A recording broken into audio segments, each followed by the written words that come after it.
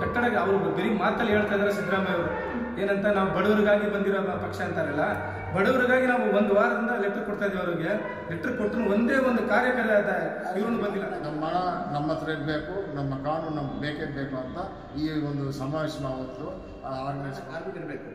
ವಿಧಾನಸೌಧದಾಗ assembly ಕಟ್ಟ ಬಂದ್ರೆ ನಾವು ಕಾರ್ಮಿಕರಿರಬೇಕು, ಡೆಲ್ಲಿ ಕೋಟೆ ಕಟ್ಟಬೇಕು ಕಾರ್ಮಿಕರಿರಬೇಕು. ಈ ಮಿನಿಸ್ಟ್ರುಗಳು ಅವರು ಇವರು ಪ್ರಧಾನಮಂತ್ರಿ ಎಲ್ಲ ಮಲಗಿರೋದೆಲ್ಲ ಈ ಕಾರ್ಮಿಕರ ಕಂಟ್ರಿ ಸೆಂಟ್ರಲ್ ಬಂದಿದ್ದಾರೆ.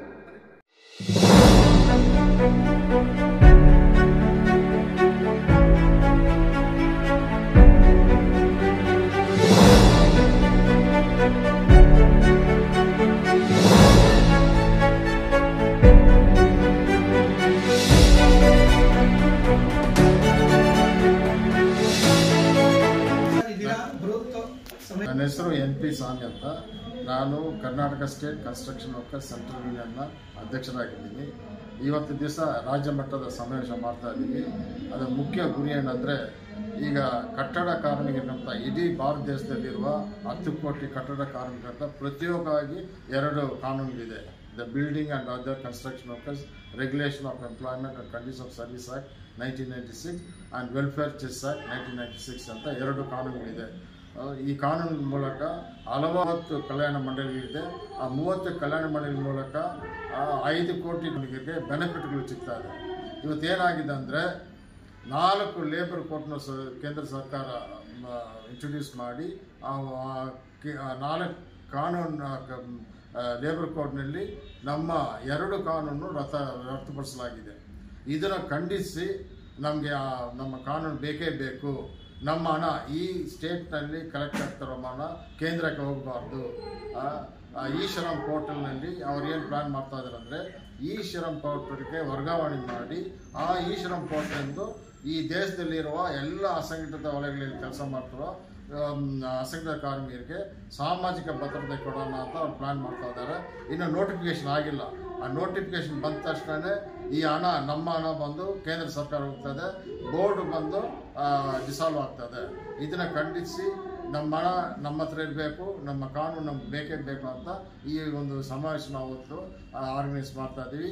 ಈ ಒಂದು ಮನವಿ ಪತ್ರವನ್ನು ನಾವು ನಮ್ಮ ಮಾನ್ಯ ಚೀಫ್ ಮಿನಿಸ್ಟರ್ ಕೊಟ್ಟು ನಮ್ಮ ಅಸೆಂಬ್ಲಿನಲ್ಲಿ, ಕರ್ನಾಟಕ ಅಸೆಂಬ್ಲಿನಲ್ಲಿ ಒಂದು ರೆಸಲ್ಯೂಷನ್ ಪಾಸ್ ಮಾಡಬೇಕು, ಇದರ ಪರವಾಗಿ ಒಂದು ರೆಸಲ್ಯೂಷನ್ ಪಾಸ್ ಮಾಡಬೇಕು ಅಂತ ನಾವು ನಮ್ಮ ಮಾನ್ಯ ಚೀಫ್ ಮಿನಿಸ್ಟರ್ ಕೇಳ್ಕೊಳ್ತಾ ಇದ್ದೀವಿ. ಈ ಒಂದು ಮನವಿ ಪತ್ರ ಬಂದು ನಾವು ಪ್ರೈಮ್ ಮಿನಿಸ್ಟರ್ಗೆ, ಯೂನಿಯನ್ ಲೇಬರ್ ಮಿನಿಸ್ಟರ್ಗೆ ನಾವು ಕೊಡ್ತಾ ಇದ್ವಿ.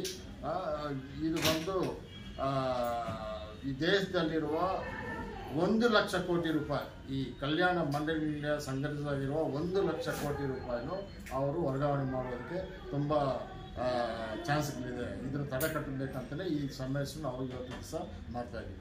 ಸರ್, ಹಿಂದಿನ ಫ್ರೀಡಂ ಪಾರ್ಕಲ್ಲಿ ಬೃಹತ್ ಮಟ್ಟದ ಪ್ರತಿಭಟನೆ ಮಾಡಿದೆ, ರಾಜ್ಯಪಾಲರ ಹತ್ರ ಹೋಗಿ ಅದಕ್ಕೆ ಸೂಕ್ತ ಸ್ಪಂದನೆ ಸಿಕ್ತು ಸರ್? ಇಲ್ಲ, ಅವರು ಬಂದಿದ್ದೀವಿ ಜಾಲಲ್ಲಿ ಈಸ್ಟ್ ಕಡೆಯಿಂದ. ಅಧ್ಯಕ್ಷರು ನಾನು, ಬ್ರಾಂಚ್ ಅಧ್ಯಕ್ಷರವರು. ನಮ್ಮ Karnataka state construction workers central ಯೂನಿಯನ್ನಲ್ಲಿ ನಾವು ಕೆಳಗೆ ಮಟ್ಟದಿಂದ ಮೇಲಕ್ಕೆ ಬಂದಿದ್ದೀವಿ. ಅದಕ್ಕೆ ಕಾರಣ ನಮ್ಮ ಕಟ್ಟಡ ಕಾರ್ಮಿಕರು ಎಲ್ಲರೂ ದಯವಿಟ್ಟು ಈ ಕೂಲಿ ಕೆಲಸ ಮಾಡೋರೆಲ್ಲ ಎಲ್ಲರೂ ಇದೇ ಥರ ಅವ್ರವ್ರು ಒಂದೊಂದು ವೇದಿಕೆ ಮೇಲೆ ಬರಬೇಕಂತ ಆಸೆ ನಮಗೆ.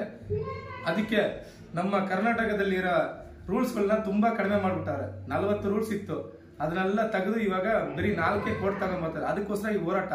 ದಯವಿಟ್ಟು ನಮಗೆ ನಮ್ಮದು ಏನೇನು ಇದೆಯಾ ಸೌಲಭ್ಯಗಳಿಲ್ಲ ಕಟ್ಟಡ ಕಾರ್ಮಿಕರಿಗೆ, ಮಕ್ಕಳಿಗೆ ಎಜುಕೇಷನು ಇದೆಲ್ಲ ನಿಲ್ಲಿಸ್ಬಿಟ್ಟಾರೆ. ದಯವಿಟ್ಟು ಅದನ್ನ ಪತ್ರಿಕರಿಗೆ ಕೈ ಮುಗಿತಿ ಕಳಕಳ ಕೇಳ್ತಾ ಇದ್ದಾರೆ ಅಂದರೆ, ದಯವಿಟ್ಟು ನಮ್ಮನ್ನ ಕಾಪಾಡೋಕ್ಕೆ ನೀವೆಲ್ಲ ಮುಂದೆ ಬರಬೇಕು. ಪತ್ರಿಕೆಯವರವರು ನೀವು ಹೆಂಗಾಗ್ತೀರಾ ಹಂಗೇನೆ ಅವರೆಲ್ಲ ಖಂಡಿತವಾಗಿ ಬೆಂಬಲ ಕೊಡಬೇಕು. ನಮಗೆ ನಿಮ್ಮ ಸಹಕಾರ ಇರ್ಬೇಕಂತ ನಾನು ಬೇಡ್ಕೊಳ್ತಾ ಇದ್ದೀನಿ. ಸರ್, ಇಷ್ಟು ದೊಡ್ಡ ಬೃಹತ್ ಸಮಾವೇಶ ಮಾಡ್ತಾ ಇದ್ದೀರಾ. ರಾಜ್ಯ ಸರ್ಕಾರದಲ್ಲಿ ಮನೆ ಮುಖ್ಯಮಂತ್ರಿಗಳು ಸಿದ್ದರಾಮಯ್ಯನವ್ರಿಗೆ ಮತ್ತೆ ಉಪಮುಖ್ಯಮಂತ್ರಿಗಳು DK ಶಿವಕುಮಾರ್ ಸಾಹೇಬರಿಗೆ ಏನು ಹೇಳಕ್ಕೆ ಇಷ್ಟಪಡ್ತೀರಾ ಸರ್?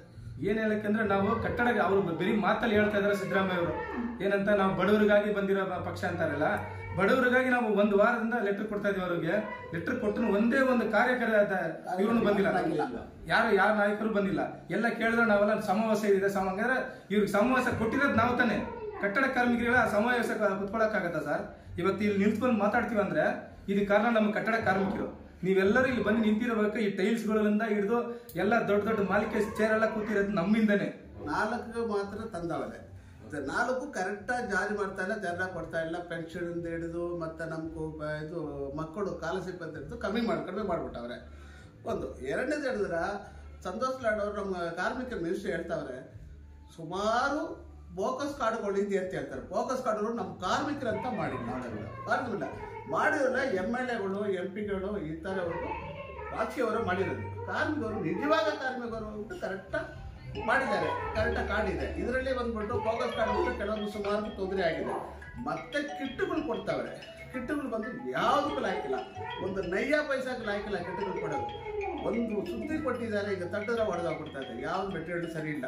ಇದರಲ್ಲಿ ಕೆಲವೊಂದು ಕಾರ್ಯವರು ಕೊಟ್ಟಿದ್ದಾರೆ, ಪ್ಲಂಬರ್ ಕೊಟ್ಟಿಲ್ಲ, ಕಾರ್ಪೆಂಟರ್ ಹಲವಾರು ಜನ ಇದ್ದಾರೆ ನಮ್ಮ ಕಾರ್ಮಿಕರುಗಳು. ಅದರಲ್ಲಿ ಕೆಲವರು ಕೊಟ್ಟಿಲ್ಲ. ಏನದ ಒಂದು ಬರೀ ಕಾರ್ಯವರು ಕೊಡ್ತಾವ್ರೆ. ಪ್ಲಂಬರ್ ಇದ್ದಾರೆ, ಎಲೆಕ್ಟ್ರಿಷಿಯನ್ ಇದ್ದಾರೆ, ವೆಲ್ಡರ್ ಇದ್ದಾರೆ, ಹಲವಾರು ಇದ್ದಾರೆ, ಪೇಂಟರ್ ಇದ್ದಾರೆ, ಯಾರಿಗೂ ಕಟ್ಟುಗಳು ಕೊಟ್ಟಿಲ್ಲ.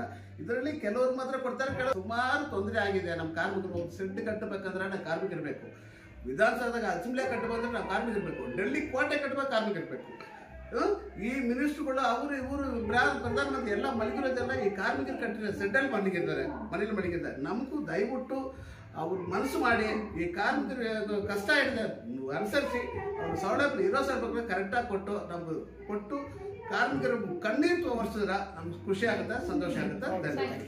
ನಾನು ರಾಯಚೂರು ಜಿಲ್ಲೆಯಲ್ಲಿ ಸುಮಾರು 40 ವರ್ಷಗಳವರೆಗೆ ಸಂಘಟನೆಯಲ್ಲಿ ನಾನು ಸಕ್ರಿಯವಾಗಿ ಕೆಲಸ ಒಂದು ಕಾರ್ಯಕ್ರಮ. ಯಾಕಂದರೆ ಒಂದು ದೇಶದ ಸಮೃದ್ಧಿಗೆ ನೈಸರ್ಗಿಕ ಸಂಪತ್ತಿನ ಜೊತೆಯಲ್ಲಿ ಮಾನವ ಸಂಪನ್ಮೂಲಗಳನ್ನು ಮೇಳೈಸಿದಾಗನೇ ದೇಶದ ಒಂದು ಸಂಪತ್ತು ವೃದ್ಧಿ. ಅದರಲ್ಲಿ ರೈತ ಹೆಂಗೆ ದೇಶದ ಬೆನ್ನೆಲುಬು, ತದನಂತರ ಬರ್ತಕ್ಕಂಥವ್ರು ಕಟ್ಟಡ ಕಾರ್ಮಿಕರು. ಎಲ್ಲ ಅಭಿವೃದ್ಧಿ ಕಾರ್ಯಗಳಲ್ಲಿ ಕಟ್ಟಡ ಕಾರ್ಮಿಕರು ತೊಡಗತಕ್ಕಂಥದ್ದು ತಮ್ಮೆಲ್ಲರಿಗೂ ಗೊತ್ತಿದ್ದೀವಿ. ಯಾವುದೇ ಒಂದು ಪ್ರತ್ಯೇಕವಾದಂಥ ಕಾಯ್ದೆ ಇರಲಿಲ್ಲ.